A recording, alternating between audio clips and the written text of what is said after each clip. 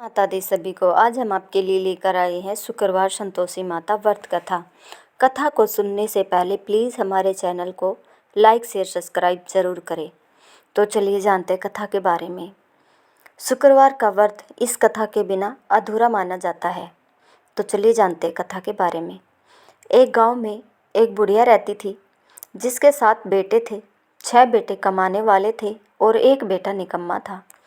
बुढ़िया माँ 6 पुत्रों का झूठा 7वें पुत्र को देती। 7वां पुत्र एक दिन अपनी पत्नी से बोला, देखो मेरी माता का मुझ पर कितना प्रेम है। वह बोली, क्यों नहीं, सबका झूठा बचा हुआ तुमको खिलाती है। वह बोला, जब तक आंखों से न देखूं मैं मान नहीं सकता। पत्नी ने हंसकर कहा, देख लोगे तब तो मानोगे। कुछ दिन बाद एक बड़ा त्योहार आया। घर में 7 प्रकार के भोजन और चूरमे के लड्डू बने। वह पत्नी की बात को जांचने के लिए सिर दर्द का बहाना बनाकर पतला कपड़ा सिर पर ओढ़कर रसोई घर में जाकर सो गया और कपड़े में से सब देखता रहा। 6 भाई भोजन करने आए।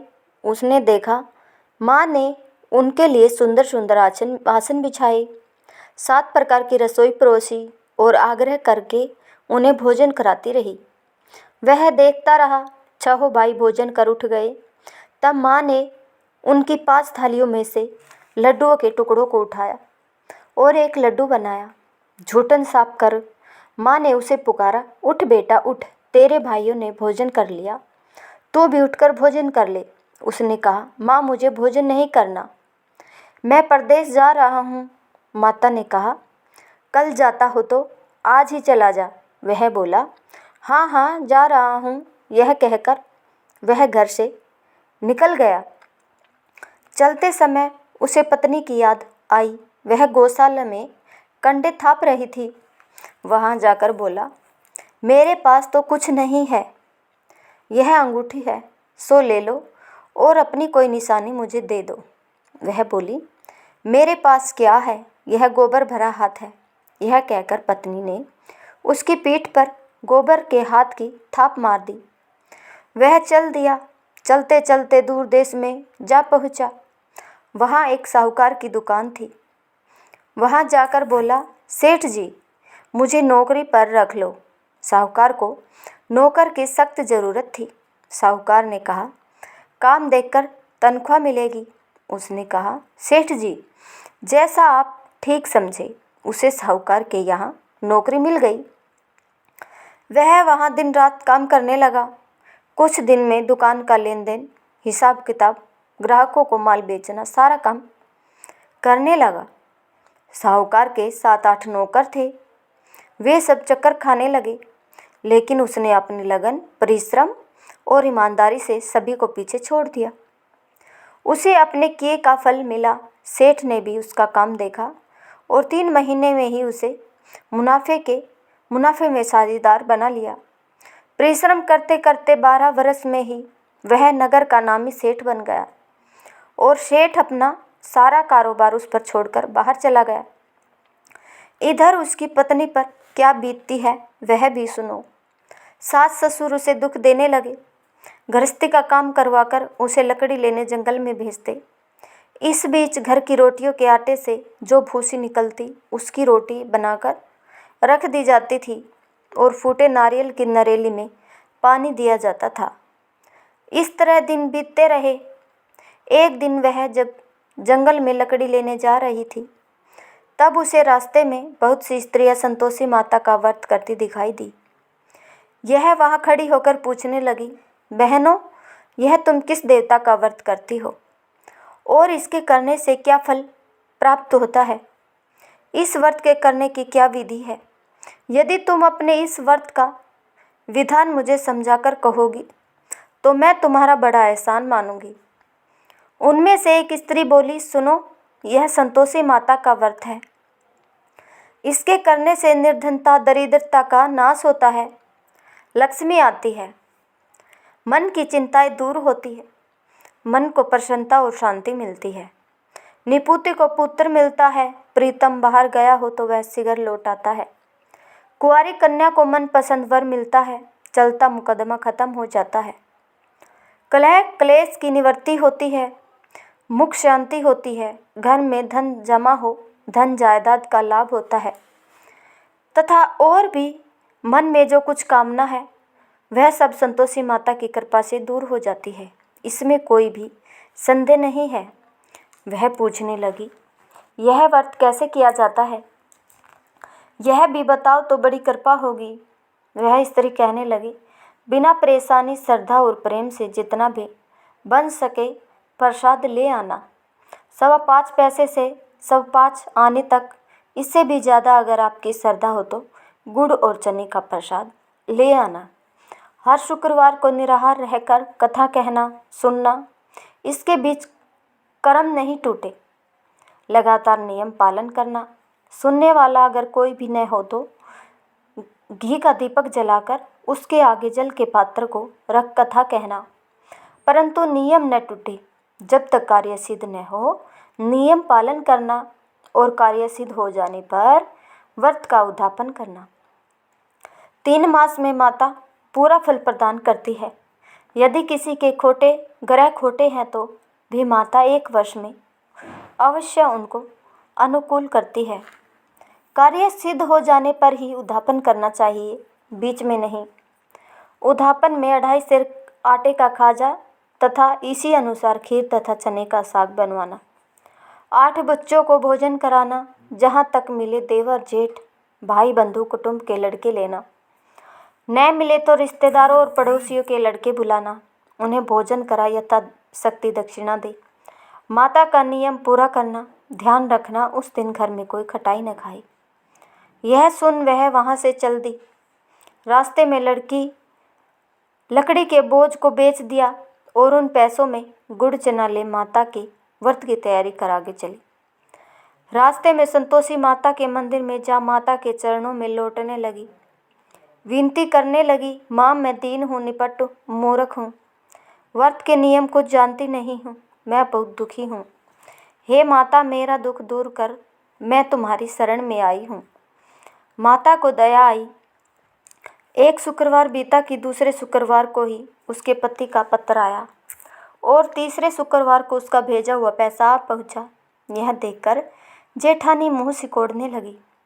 इतने दिनों बाद इतना पैसा आया है, इसमें क्या बड़ाई है? लड़के ताने देने लगे, काकी के पास अब तो पत्थर आने लगे हैं, रुपया आने लगा है, अब तो काकी की खातिर बढ़ेगी। अब तो काकी बुलाने से भी नहीं बोलेगी। बेचारी सरलता से कहती है, भैया पत्थर आए रुपया आए तो हम सबके लिए अच्छा है। ऐसा कहकर आंखों में आंसू भरकर संतोषी माता के मंदिर में जाकर मातेश्वरी के चरणों में गिरकर रोने लगी। माँ मैंने तुमसे पैसा नहीं मांगा था, मुझे पैसे से क्या काम, मुझे तो अपने सुहाग से काम है, मैं तो अपने स्वामी के दर्शन और सेवा मांगती हूँ। तब माता ने प्रसन्न होकर कहा, जा बेटी तेरा स्वामी जल्दी ही आएगा। यह सुन खुशी से बावली हो वह घर जाकर आकर काम करने लगी। संतोषी माँ विचार करने लगी, इस भोली पुत्री से मैंने कह तो दिया कि तेरा पति शीघ्र ही आएगा, पर आएगा कहाँ से? वह तो इसे सपन में भी कभी याद नहीं करता है। उसे इसकी याद दिलाने तो मुझे ही जाना पड़ेगा। संतोषी माता ने उस बुढ़िया के बेटे को सपन में समझाया, पुत्र तेरी घरवाली कष्ट उठा रही है। यह बोला, हाँ माता यह तो मुझे मालूम है, परंतु क्या करूं, वह कैसे जाऊं, परदेश की बात है, लेन देन का सारा हिसाब किताब है, कोई जाने का रास्ता ही नज़र नहीं आता, कैसे चला जाऊं? आप ही कोई राह दिखाए कि मैं वहाँ कैसे जाऊं? माँ कहने लगी, सवेरे नहा धोकर संतोषी माता का नाम ले, घी का दीपक जला, दंडवत कर और दुकान पर जा बैठना। देखते देखते तेरा सारा लेन देन चुक जाएगा, जमा माल बिक जाएगा, सांझ होते होते धन का ढेर लग जाएगा। वह अगले दिन सुबह बहुत जल्दी उठा। उसने अपने मित्र बंधुओं और परिचितों से स्वप्न में माता द्वारा कही गई बात कह सुनाई। वे सब उसकी बात सुनकर उसकी खिल्ली उड़ाने लगे। वे कहने लगे कि कहीं कभी सपने की बात भी सच्ची होती है। एक बूढ़ा व्यक्ति बहुत समझदार था। वह बोला, देखो भाई, मेरी बात मानो। इस तरह सांझ या झूठ कहने के बदले देवता ने जैसा कहा है वैसा ही करना, तेरा क्या जाता है। बूढ़े की बात मानकर नहा धोकर उसने संतोषी माता को प्रणाम किया, फिर भी घी का दीपक जलाकर दुकान पर जा बैठा। शाम तक धन का ढेर लग गया। वह हैरान हुआ।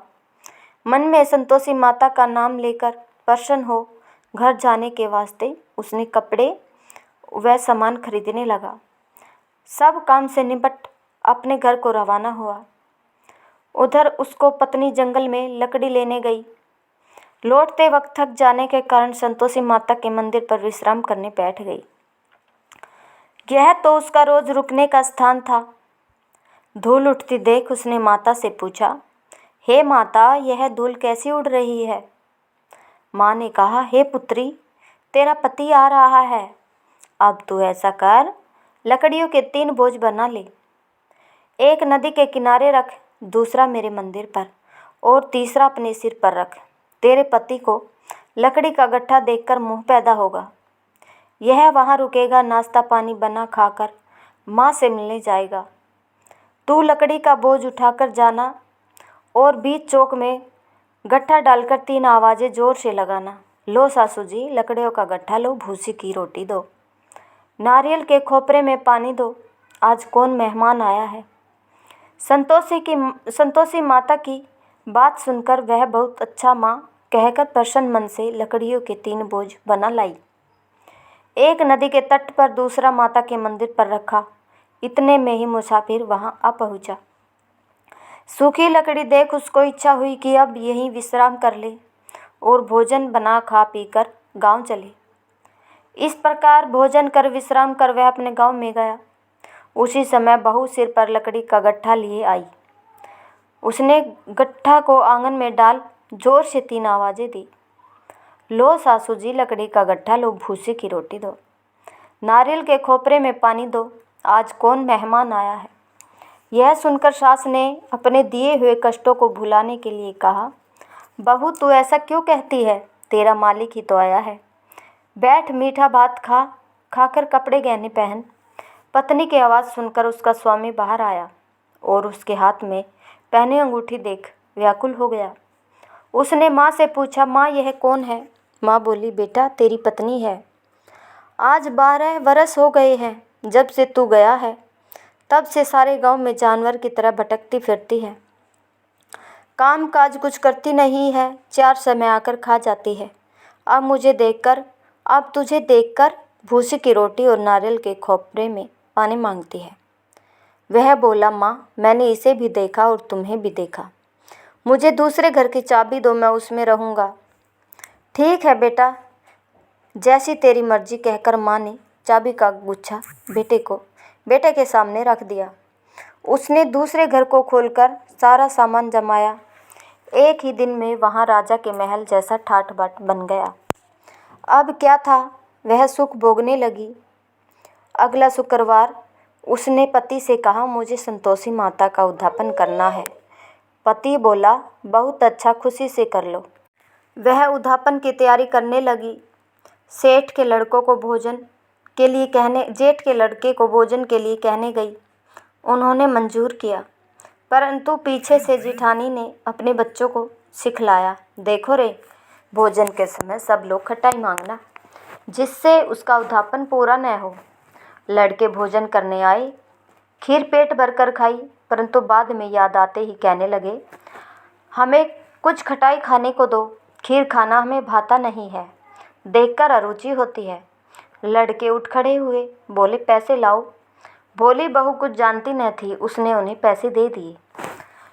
लड़कों ने बाजार जाकर उन पैसों से इमली खरीदी और खाई। यह देखकर बहू पर माता जी ने कोप किया। राजा के दूत उसके पति को पकड़कर ले गए। अब सब मालूम हो जाएगा जब जेल की रोटी खाएगा। बहू से यह वचन सहन नहीं हुए। वह संतोषी माता के मंदिर में गई और कहने लगी, माता तुमने यह क्या किया, हंसाकर क्यों रुलाने लगी। माता बोली, पुत्री तूने मेरा व्रत भंग किया है, इतनी जल्दी सब बातें भुला दी। वह बोली, माता भूली तो नहीं हूँ, ने कुछ अपराध किया है, मुझे तो लड़कों ने भूल में डाल दिया, मुझे क्षमा करो माँ। माँ बोली, ऐसी भूल कभी कहीं होती है। यह बोली, अब कोई भूल नहीं होगी, अब बताओ मेरे पति कैसे आएंगे। माँ बोली, पुत्री जा, तेरा पति तुझे रास्ते में ही आता मिलेगा। वह मंदिर से निकलकर बाहर आई तो रास्ते में उसे अपना पति आता हुआ मिला। उसने पूछा, कहाँ गए थे। वह बोला, इतना धन जो कमाया है उसका कर राजा ने मांगा था, वह भरने गया था। वह प्रसन्न होकर बोली, भला हुआ, अब घर चलो। फिर अगला शुक्रवार आया। वह बोली, मुझे माता का उद्यापन करना है। पति ने कहा, ठीक है करो। वह फिर जेठ के लड़कों से भोजन को कहने गई। जेठानी ने लड़कों को सिखा दिया कि तुम पहले की तरह खटाई मांगना। लड़के भोजन करने बैठे, लेकिन भोजन करने से पहले ही कहने लगे, हमें खीर पूरी नहीं भाती, जी बिगड़ता है, कुछ खटाई खाने को दो। यह बोली, खटाई खाने को नहीं मिलेगी, खाना हो तो खाओ। उनके उठकर चले जाने पर उसने ब्राह्मणों के लड़के बुलाकर भोजन करवाया। दक्षिणा की जगह उन्हें एक एक फल दिया। इससे संतोषी माता प्रसन्न हो गई। माता की कृपा से 9 माह बाद उसको चंद्रमा के समान एक सुंदर पुत्र प्राप्त हुआ। पुत्र को लेकर वह प्रतिदिन संतोषी माता के मंदिर में जाने लगी। माँ ने सोचा कि यह रोज आती है, आज क्यों न मैं ही इसके घर चलूं, इसका आसरा देखूं तो सही। यह विचार कर माता ने भयानक रूप बनाया। गुड़ और चने से सना मुख, ऊपर से मूंड के समान होठ, उस पर मक्खियाँ भिन भिना रही थी। दहलीज में पैर रखते ही उसकी सास चिल्लाई, देखो रे, कोई चुड़ैल डाकिनी चली आ रही है, लड़कों इसे भगाओ नहीं तो हम सबको खा जाएगी। बहू रोशनदान में से सब देख रही थी। वही प्रसन्न हो उठी, आज मेरी माता मेरे घर आई है। यह कहकर दूध पीते बच्चे को गोद से उतार दिया। इस पर उसकी सास क्रोध में भरकर बोली, अरे रांड, इसे देखकर कैसी उतावली हुई है, जो बच्चे को पटक दिया। इतने में माँ के प्रताप से जहाँ देखो वहाँ लड़के ही लड़के नजर आने लगे। वह बोली, माँ जी, मैं जिनका व्रत करती हूँ यह वही संतोषी माता है। इतना कहकर उसने झट से घर के सारे किवाड़ खोल दिए। सबने माता के चरण पकड़ लिए और विनती कर कहने लगी, हे माता, हम मूर्ख हैं, अज्ञानी हैं, तुम्हारे व्रत की विधि हम नहीं जानते, तुम्हारा व्रत भंग कर हमने बड़ा अपराध किया है। हे माता, आप हमारे अपराधों को क्षमा करो। इस प्रकार बार बार कहने पर संतोषी माता प्रसन्न हुई। इसके बाद उसकी सास कहने लगी, हे संतोषी माता, आपने बहू को जैसा फल दिया वैसा सबको देना। जो यह कथा सुने या पढ़े उसका मनोरथ पूर्ण करना। जय संतोषी माँ, मैया जय संतोषी माँ। अगर आपको यह कथा पसंद आई हो तो प्लीज़ हमारे चैनल को लाइक शेयर सब्सक्राइब ज़रूर करें। धन्यवाद।